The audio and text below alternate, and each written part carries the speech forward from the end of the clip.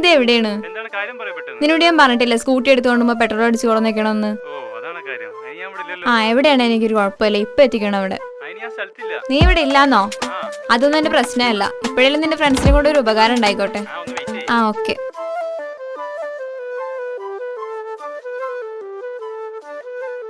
Lift വെച്ചിട്ടാണെങ്കിൽ ഒരാളെ നിർത്തുന്നില്ല. ഈ സമയത്താണ് എണ്ണ തീരാൻ കണ്ടത്.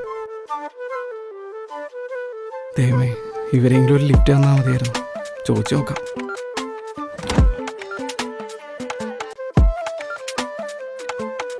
അതെ, ചിന്നു.